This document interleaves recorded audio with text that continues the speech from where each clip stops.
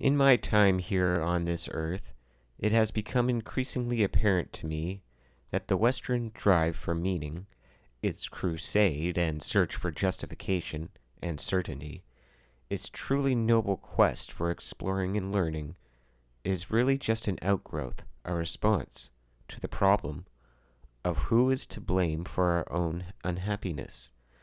The real question driving the West is, how do we explain the status quo without having to make fundamental changes to our assumptions, and thereby perpetuate our own demented delusions of grandeur? Now, I am a Westerner, and while we are not usually so upfront or blunt as me, in the age of Trump and Biden, can we seriously claim to have any real standards at all? No doubt many will seriously claim they do have such standards. Yet, ruthless Christians and capitalists who make up the foundation of Western civilization have often been very candid about their intentions, at least when in safe spaces. Still, as with a series of more general sociological and anthropological phenomena, circular logic and scapegoats run rampant, all in an excuse to avoid even the most basic teachings of Jesus. Be nice to each other. Learn to share. Sharing is important. Stop being greedy. Well now, Jesus didn't invent these ideas by any means. But Christians invented many reasons to make others feel guilty and ashamed, and thereby give themselves justification for committing all manner of atrocities against others in his name. This kind of cognitive dissonance is but one example. For Westerners pride themselves on their rationalism, even though Christianity and capitalism are far from rational. History shows neither are materialist atheists, even communists. Must I, in the spirit of intellectual honesty, attempt to prove rationally that Western civilization and humanity generally is not very rational at all? I do not need to, really. Psychology and history has already done it for me, for anyone who cares to learn, and yet, because we are irrational, we ignore whatever science doesn't suit us. And if I attempt to bring up such questions, it's amazing to see how rational people go into denial. Most of civilized culture, really, even to a large degree outside of Westernism, is a means of justifying who to steal from, or who to enslave, why the world is painful, why we can't just share or have compassion. Certainly, as an anarchist, I have my favorite answers to these questions, but largely it's a matter of aesthetics. Talk is cheap. Who produces results? Well, which ideologies produce the fewest problems might be a better question. People are desperate for authorities to save them from suffering, from evil, from this or that problem, anything to distract them from the idea that individuals have to take responsibility for their own actions by sharing within a community and having compassion for other people, who are also utter fools, apes, ignorant savages, with delusions of grandeur and petty concerns about what is fair, who gets to sleep with who does that particular unwanted job. How can we ever hope to answer these simple yet eternal questions? The answer of the West?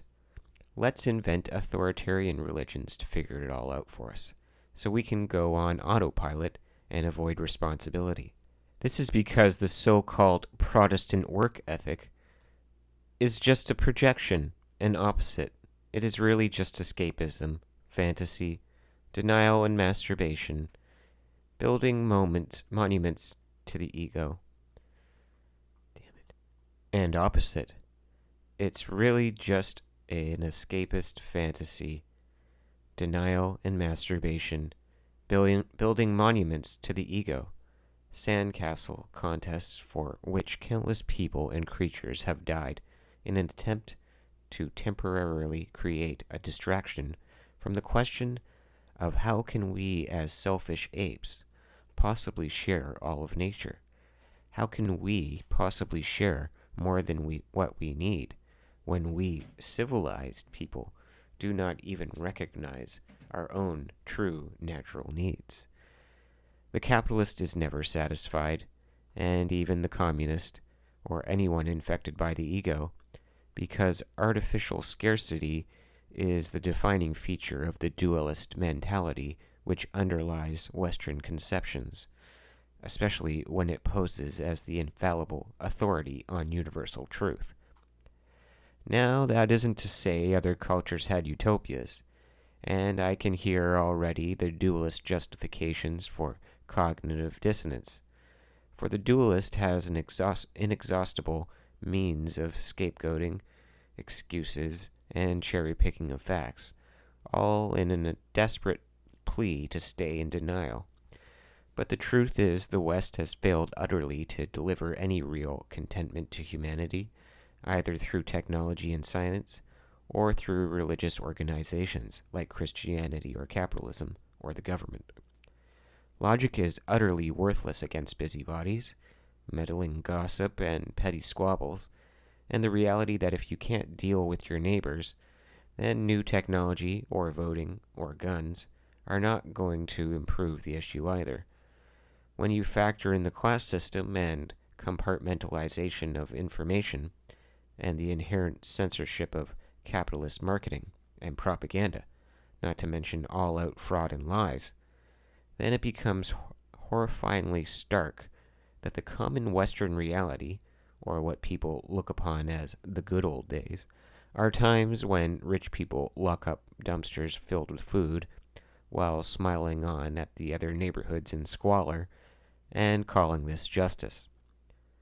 What is called equality in the West has nothing at all to do with diversity of thought or opinion, but assimilation to the assumptions of arbitrary notions of dualism, as is convenient in the short term. Superficiality is marketed as objectivity rather easily. Euphemisms work very well when people want authorities and quick fixes. Duality demands quick fixes, scapegoats, mob justice, blood sacrifice, climax and release, then building up more tension, denial, and S&M, all just elaborate forms of escapism masquerading as freedom, truth, justice, often with a contemptuous smirk against all that is truly wholesome. Yes, the dualist, left or right, can project all kinds of paranoid, authoritarian justifications and come to all kinds of satisfying explanations for why they are always wrong and why suffering continues. This is because the true horror of humanity, at least since the Western mental illness spread across the globe, is that people do not know how to sit quietly, do not know how to listen to each other, do not have respect, do not question their own motivations or assumptions, and refuse to accept there are no authorities, and no one knows what the fuck is happening or what to do about it. Yet, paradoxically, the answers are simple. Learn to share and be nice to each other. Pay attention, because your actions affect nature, and we are definitely dependent on it for all we find comforting.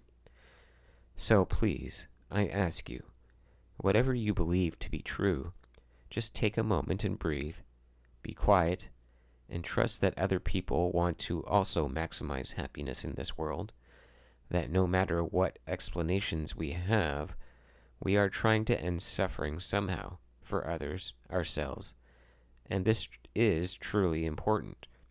But let us not lose sight of the fact that our words fail to come to satisfying explanations as to how we can do this. Let us have the humility to accept that we are all very capable of mistakes, and that we all need forgiveness, that we all need love and reassurance, that we all need validation, and that whatever stories we told ourselves to get us to this place where we are hearing these very same words right now, underlying it all was love and the hope of love, and there is no shame in admitting that. So then, Our only hope for sanity is building upon that simple observation as a common foundation for mutual understanding.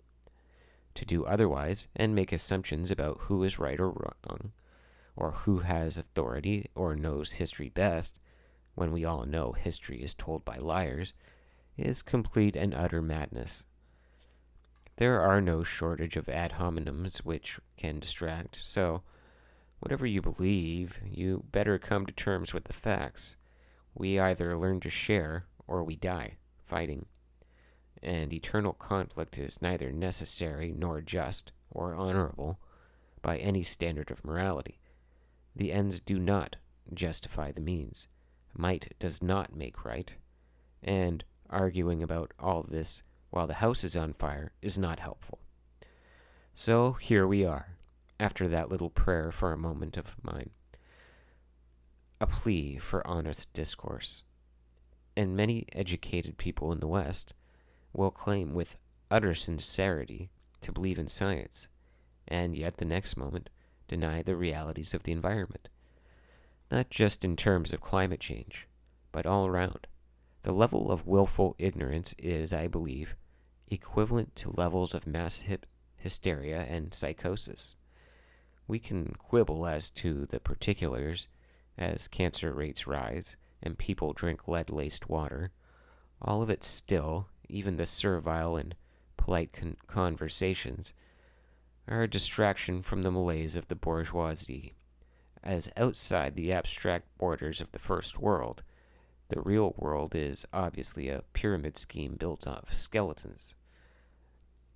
Ultimately, it was for nothing, because consumers are still miserable and neurotic, obsessive, irrational, and living in denial that they do not know how to sit quietly alone with other people, or share, or how to stop judging, or making assumptions, how to really get along. Yes, duality has created so many jobs for us. The potential for fighting over who must do them is endless, and this is what Western people call history. And we are pretty sure this is progressing somewhere, but we can't really define it, or what that means, since good is demonstrably subjective. Still, we are sure we have the right to impose our well-thought-out Western definitions of all these words on other people, and kill for these words. Anything, ye gods, anything, to avoid having to listen to and share with poor people, or different-minded people, ignorant people. Generally, we can boil it down further to insecurities about sex and population growth, evolutionary factors manifesting through the illusions created by symbolic systems, which science itself actually shows is truly undergirded by unconscious processes that have no English equivalents really, and mathematics certainly has its own limitations. But no, this is not a justification of nihilism. Such an accusation would be your own dualist projection. And make no mistake, nihilism is a product of dualism. The truth is we have various tools for different purposes. We evolved for mostly short-term experiences, not planning to decommission nuclear reactors or deal with overpopulation, which is what the genes themselves want. But all those symbol systems have their own circular logic, their own vested interests and bias and limitations, and get swept away with delusions of grandeur. All these delusions are then used to escape from the common Western reality. God damn it, I really don't want to share with people I hate. I really don't want to listen to people I hate. I really don't have the patience to care about anyone but myself. The ape mind recoils in horror when confronted with the image of the world it has created for itself. This ape mind was personified nobly as the one called Hanuman, or less seriously, and so probably more realistically, as Sun Wukong, a wise and yet foolish, mischievous trickster, as this was the only way to get children to learn the lessons his stories embodied. But as you fight the urge to recoil, look what happens when we pretend to be more than this. So too in the West we find Thoth Hermes, also depicted as an ape, at the root of the Hermetic tradition, and even notions of evolution itself. So we are all apes with our little cultures, asserting dominance to try and get laid and fight over food. Well, all right. We don't need to call that good and evil, and if it's to be a scrap between East and West for the last rotting piece of meat, there will be no shortage of willing participants. But, instead, we might learn to share?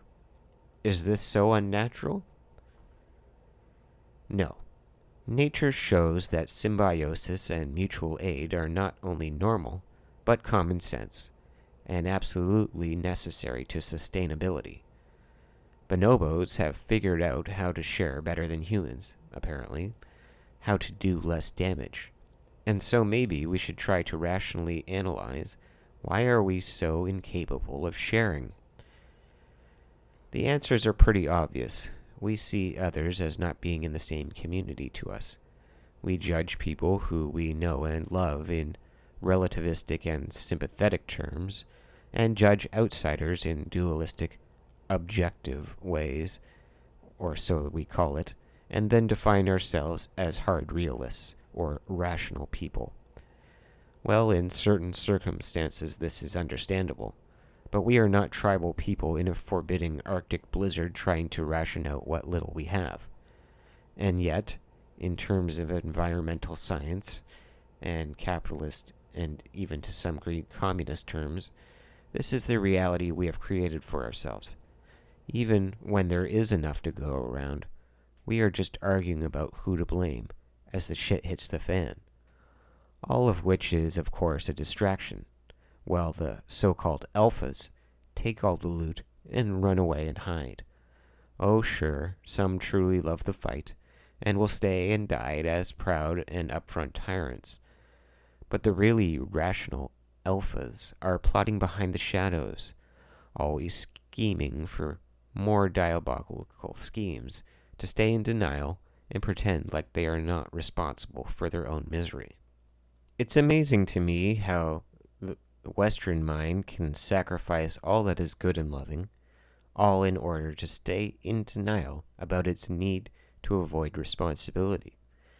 Say what you will, at least we pagans were honest and upfront about who we are and what we want, and despite our warrior cultures, or our own forms of rational realism, we do honor also the gentle and nurturing, the loving, the fragile.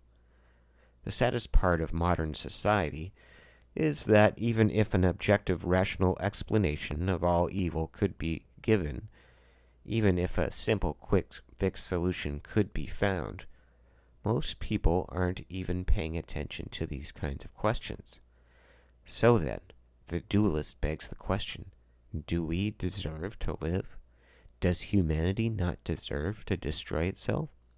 As I said, nihilism is a product of dualism, which produces circular logic, and thereby creates a self-fulfilling prophecy about the end of the world.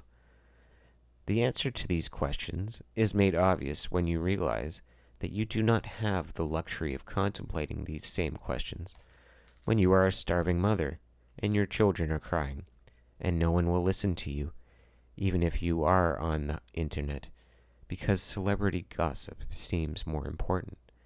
The truth is, progressivism and pacifism is a privilege. Yes, of course, rationality is important. It has its uses. No one is going to make a rational argument otherwise. Do not attempt to suck me into your circular logic by suggesting such things. Such contemptuous, materialist atheists have all the social leverage they need to justify feeling sexy at everyone else's expense, whatever gets them off. At least you had a cool car. I'm glad you thought it was worth all future human generations. Glad you had sexual release from knowing you are better than others. Congratulations, you win. Now what is it you want? Something with value for people trapped in circular logic, blind to the natural reality of the ever-present now, that we are intermingled expressions of a fractal unity, individuals in a community, trying to maximize free will by not stepping on each other's toes, learning from our mistakes, having humility, learning to share and show respect. Will we ever grow up? Not if we continue to describe our situation in such dualistic terms. The circular logic will never come to a conclusion. It will only escalate and create more delusions, more external, rational explanations, which serve as distractions from the quiet stillness. This logic, then, is the denial that what the West really believes is that greed and selfishness are good, or just, or true, that words are objective. Yet, if we look at Western civilization rationally, who can honestly deny it is filled with liars, with double standards, and confirmation bias? People who have created comfortable echo chambers of circular logic, using whatever means available to keep the choir singing the same old songs, all in an effort to feel superior, unconsciously releasing dopamine by righteously proclaiming ourselves objective. Still, whatever happens to humanity, we should not blame nature for our mistakes, our vanity, our ape struggles and delusions of grandeur. That's just more circular logic, more scapegoating. There were people in the past, individuals in all societies really, who did learn to share, who learned how to be kind, open-minded, gentle, who saw all the hurts and needs of others, and dedicated themselves earnestly to these things, not seeking recognition, and often taking much scorn, especially mothers, women, and children, those unable to defend themselves. Humanity, if it is justified, if it has any redemption or validation, any sacredness, truly it is in a mother's love for her child, and the reciprocity of that relationship, which is the microcosm of everything we know, from the womb to the grave. Yes, I do say a mother's love is well worth fighting for, and I, as a delusional ape, will proudly die fighting for it.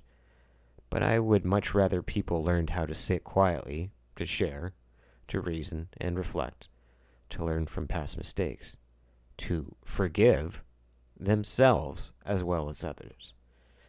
So, while it is crucial for white people to admit our guilt, our sins, and ask for that forgiveness again and again, we are collectively so guilty.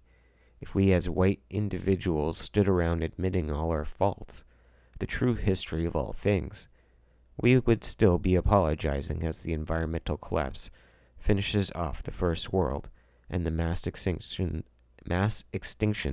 of species extend even to chickens and cattle. So, as a rational white person, faced with this reality, I can only say that yes, we whites are spoiled children, and should abandon all pretense of authority and give proper respect to the elders of the global community. These elders, often with the oldest continuous cultures, are the indigenous peoples, who know better than anyone else how to share and divide the work, and how to be happy without technology, how to deal with practical reality. Ah, yes, catharsis is truly needed on a regular basis. There is no doubt we have regular natural rhythms, as I said, unconscious. And yes, it would be nice to see arrogant pricks get their comeuppance, and one way or another they will. But it would be preferable if it didn't come via environmental collapse. There is no doubt who is most at fault in all this. Capitalists are proud of their work after all. Yet I don't see the masses rising up, even faced with their own extinction. And Marx, no doubt, had a pathetic grasp of human psychology. So, we all will get our karma. The life flow of chi, polluted or not, which creates the lifeblood, the motivation for our rational delusions, our vain assumptions about what future science will think of our worldviews, for example. No one else is paying attention to much else, rich or poor, white or black, yellow or otherwise. Physical reality is getting hard to ignore, no matter how many abstractions we invent. But most in the West are still too unconscious to even recognize such a process. Sadly, all I have to offer is a little epitaph, or ode to this planet and its species. I am willing to climb up on a cross and let you crucify me if you find it cathartic, if you need it put before you bluntly. Or I can die quietly, a devotee of the Church of Euthanasia, all because we collectively failed to sit quietly and discuss how we plan to share, or get along, and deal with the overpopulation and other uncomfortable and impolite realities for dualists or others. The prayer for peace and love, for sharing and diversity, compassion and community, is that which most want to hear, and yet it falls on deaf ears, turned into a product because talk is cheap, and yet traditions, laws, and language bind our hands and make us blind and deaf to the suffering of others. Puritanical dualists prefer to avoid any actions, aside from pointing out the petty flaws of others, so as to stay in denial about their own flaws. Yes, I am aware I am using technology on a capitalist platform to make this video, but such are the limitations and catch-22s of living in a capitalist colonial society. I am not a primitivist, so please avoid putting words in my mouth. Oh yes, literalism, the letter of the law, becomes very important when it comes to maintaining the established power structure. The big words of the alpha, who often wants to protect his community out of love, but all too easy pride comes along, and with that, endless pretensions. Yes, in capitalism, talk is cheap, but the macho alpha of the West will smash your face with a smile and call this order and justice. So, if we have been forced by this circular logic of the West into an apocalypse, then I guess we can at least choose the dance track, do a war dance, and those who can best represent that truth display it for their people. If I, as a self-taught white trash boy, am but an indigenous poser, I acknowledge this. Certainly, I am worthy of ridicule. I represent absolutely no one, have little to offer them in practical terms, and I have made many childish decisions without consulting others. In my community of gutter punks, some would panhandle with signs that read, "Kick a punk for $1." But that was before inflation, of course. We are not savages, and I myself was lucky enough to get on disability. Me, an anarchist on disability? Do they owe us a living? Of course they do. Of course they do. I will stand in solidarity with the indigenous, and in their presence I stand in silence, for I have some tiny inkling how weak and useless my words are. And yet when surrounded by other whites, I cannot remain silent, even if in their eyes I have no moral standing in a dualist hierarchy. What does morality even mean in a society of lying gangster capitalists? By far, most white people are at best gullible patsies and fools, who will die to defend the very masters who stabbed them in the back. Here I am, in a world completely commodified, where sincerity is completely passé. Nihilism reigns supreme. So then, how to be rebellious? Is rebellion old enough to be new again for the current market season? Truth is, I am too old to even know the lingo of the youth culture I want to mock or parody. I am really just scared for my niece and nephew, and all kids, and yet young enough to be scared even for myself. All as I nervously try to express myself. How to pass the time and subvert the dominant paradigm? Well, being lovely, I suppose. Learning to share, to sit quietly, to have compassion, and asking for others to hold us accountable when we get delusions of grandeur. Ask for a reality check when broad generalizations are made, and in dualistic terms, they are always too broad, at least for each individual to be totally happy, as in pure goodness. It's all well and good to laugh at each other. It's all just fun and games until someone gets hurt. We just wanted to have a party, but the fights got out of control. Who has the last laugh? Who was the wiser? The Western mind will never know, because it's too busy distracting itself, justifying itself, congratulating itself, like a drunken jackass who thinks he is the life of the party. And maybe sometimes he is the life of the party, but he is just the king of fools. And I know who I want to dance with. Sun Wukong forever, baby.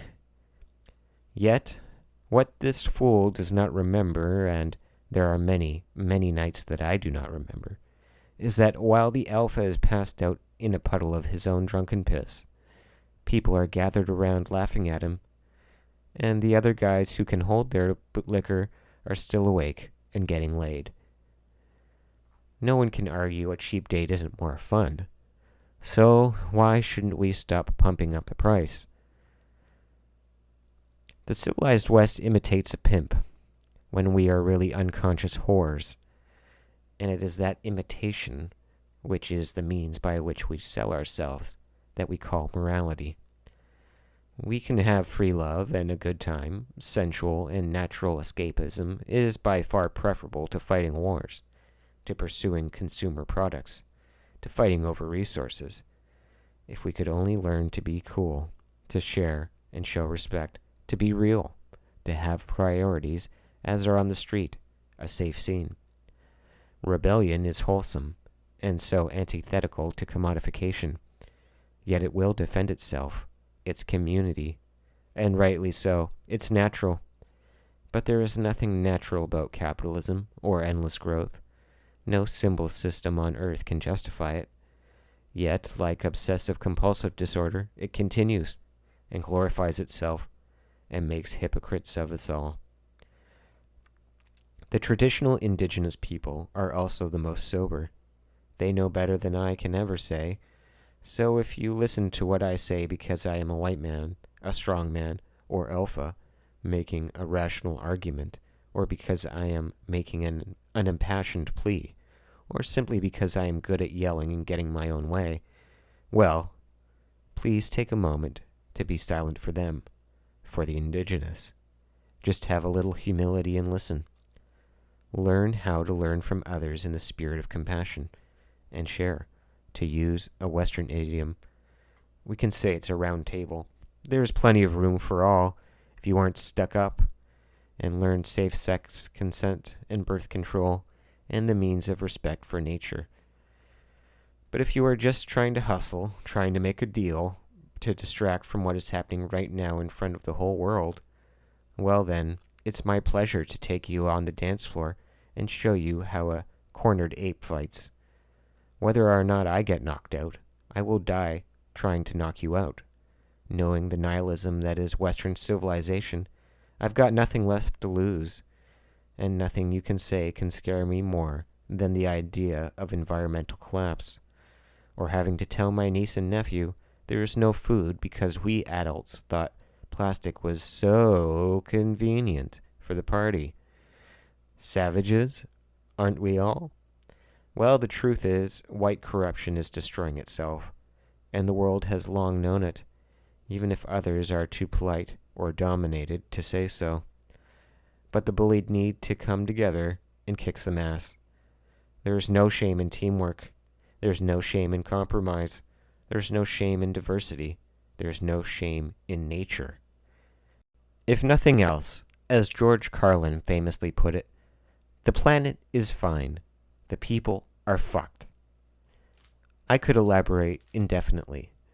And while it's sadly true there are many innocent species which have and will go extinct, and so are also fucked, mostly by us humans, I have masturbated enough. Talk is cheap. people talk tough until it comes time to dance. I am not much of a warrior. My body is already broken and diseased. I am amazed I haven't overdosed, and I really don't even enjoy hard drugs. Been clean for years now, but I know it's always there. If I were to rely on either legal forms of protest, or even, in many cases, direct action or armed resistance, it would be a pretense, trying to mask my failure as a man, to learn how to share, to sit quietly, to have compassion, and all the rest of these simple truths, which need endless repeating. I don't have any purely good magic bullets for theories of change. I am not going to pretend this is easy, but I am primarily interested in survival of life on this planet, by any means necessary. I don't see the point of pretending democracy is real. It doesn't seem rational to pretend that parties or political alphas will save us, or that playing by your rules or rationality makes sense. It's all just lies. And anything is justified in this society, historically and currently, according to your circular logic. Yet it is also true that I have nothing better to do, as the world burns, than be a stubborn ape, and oppose in any way I can, through attempting rational dialogue, or calm compassion, or through literally fighting capitalists. Here I am, the rejected cornerstone. Where do you want me to carry this cross so that I can display myself for your amusement? Who will nail me up so that you can use me as an idol to justify more atrocities? I know my life means nothing to this society. What comes next is what you call natural law. You capitalists said you wanted the law of the jungle. Well, you don't know anything about Darwin, but things are still getting wild. Your lies can only distract from the real-world consequences of mass starving families for so long. In truth, your notions of an alpha male are a cultural construct, a lie used by bullies to justify subjugation, and give wannabe fascists something to aspire to.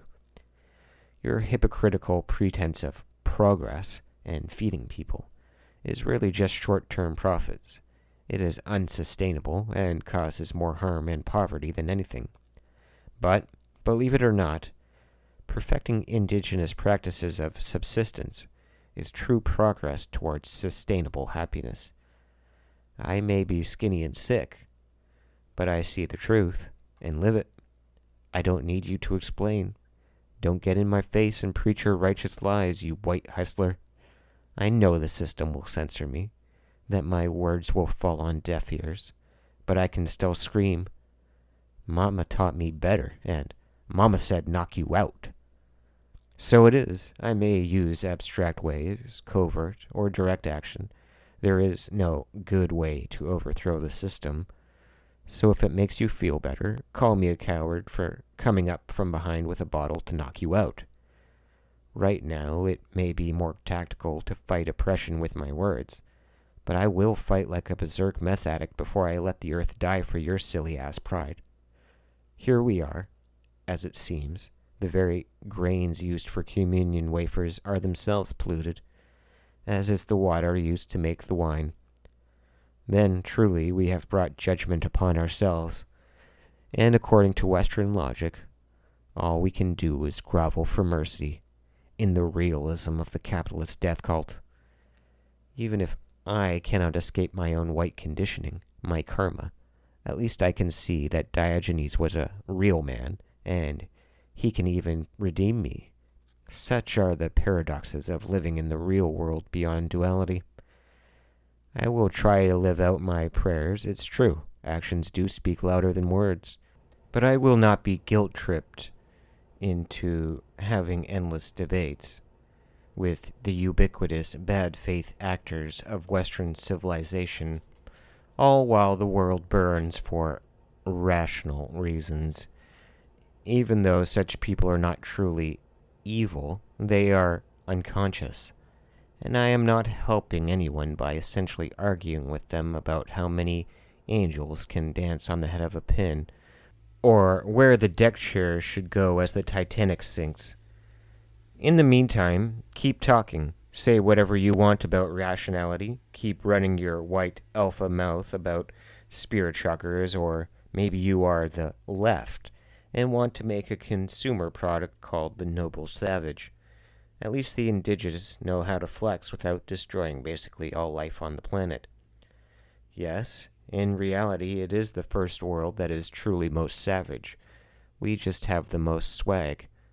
We are number one! So keep projecting. Keep flexing, bro. Even if you flex by pretending not to flex. Because we have all heard this drunken sob story before, and we know how it all ends. We know you have all the guns, and so rationally, it ends in tragedy, and with your nihilistic whimper.